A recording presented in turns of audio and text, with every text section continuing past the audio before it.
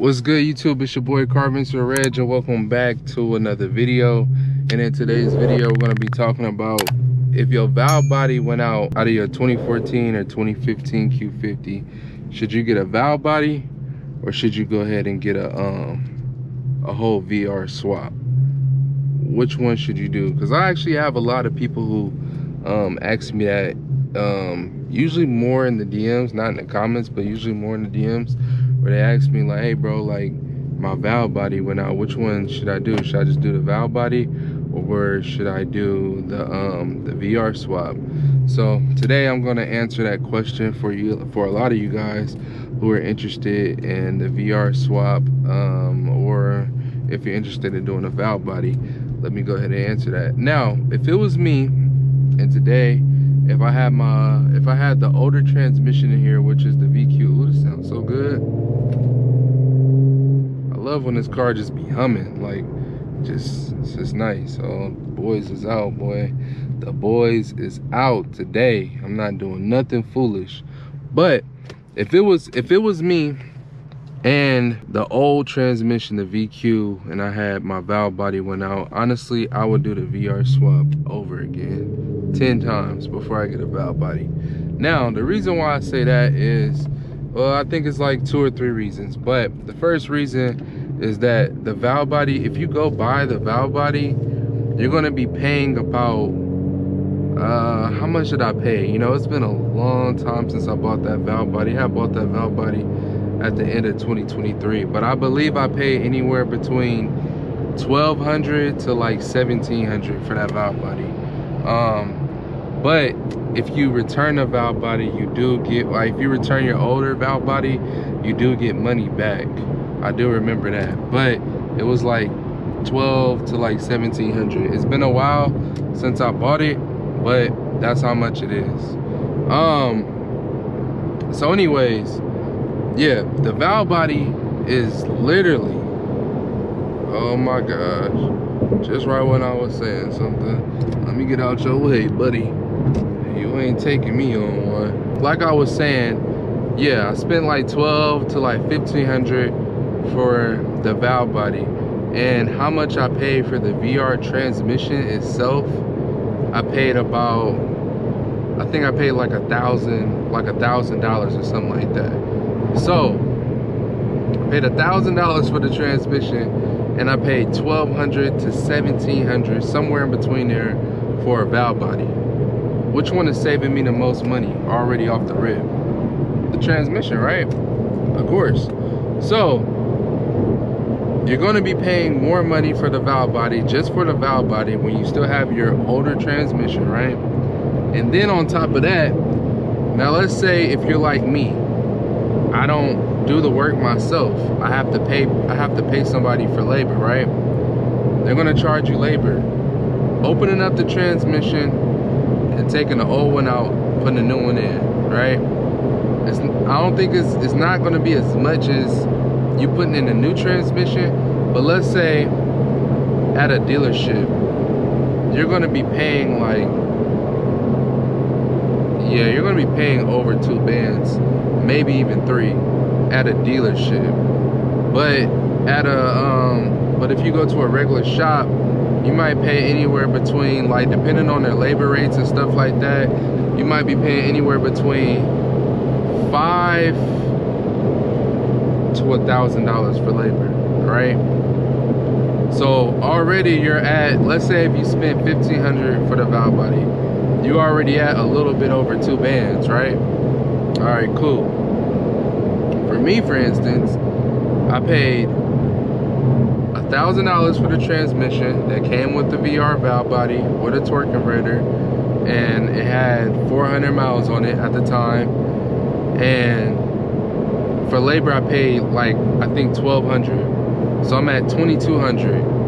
And like I said, let's say if you pay for the valve body for, you know, for your VQ, $1,500, let's say the valve body is $1,500 and you paid $800 for labor. You're already at the same amount that I just did a whole transmission swap. So you might as well get the whole transmission done with a better valve body, with a better transmission at that. So I will always say, go get the VR transmission. Always go get the VR transmission, because it just makes more sense. Like one of my homies valve bodies went out in his Q50, and he had called me and he was like, "Hey Reg, what should I do?" I simply told him, bro, it's time to go VR swap. And he listened, and he's finna get ready to go get the VR transmission. It just saves you money, it saves you time, and you also have a better transmission. He's not the racing type of person to where he's putting in a transmission and he's gonna go supercharge it or add a turbo or even twin turbo. He's not gonna do that. He just need a transmission to get him to where he gotta go. But it just makes the most sense to get the VR done, especially where we got a guy out at SAC that knows how to do it off the top of his head. You know, it just makes more sense, and it's gonna save you more money, and you're not gonna have to go with the headache, you know what I'm saying, of worrying about your transmission, valve body, and all the other stuff, whatever, right? So I will always say go VR over valve body. And another reason why I say go get the VR over the valve body is that there's two different valve bodies you can get. You can go to the junkyard. Well, actually, it's a couple of them. You go to the junkyard, go to a VQ, get a VQ transmission, take the valve body out of that.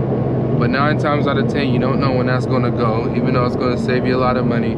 Or you can go on Amazon and you get a valve body on Amazon, but it's not OEM and it's refurbished, and you don't know where that's gonna go. So you pretty much just wasting money. So at the point to where you're doing all this to save money, it's gonna cost you in a long run by being cheap, if you get what I'm saying. So it's just best to go ahead and get the VR transmission, you know what I'm saying? So just avoid all the headache and everything like that.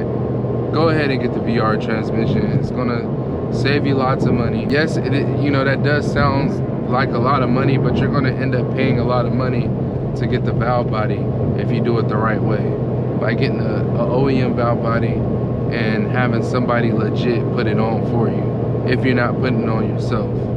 So I will always say VR transmission. And plus, another thing about getting a VR transmission is that if you decide to supercharge it, turbo, whatever, the transmission holds way more power than a VQ. So if you try to go crazy as far as like adding so much power and stuff like that, that VQ trans is finna go out the window. It's over with. GG's in the chat. You know what I'm saying?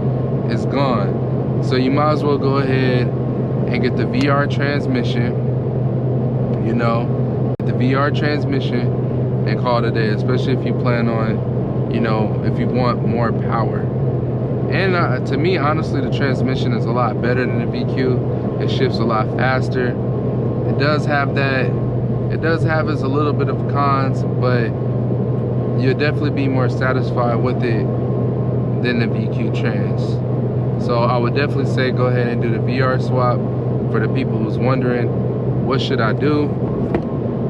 Get the VR swap. I'm sorry I put that in your face. I forgot that I was recording. I just have to deal with the sun. But I would definitely say get the VR swap. Please just listen to me and get the VR swap.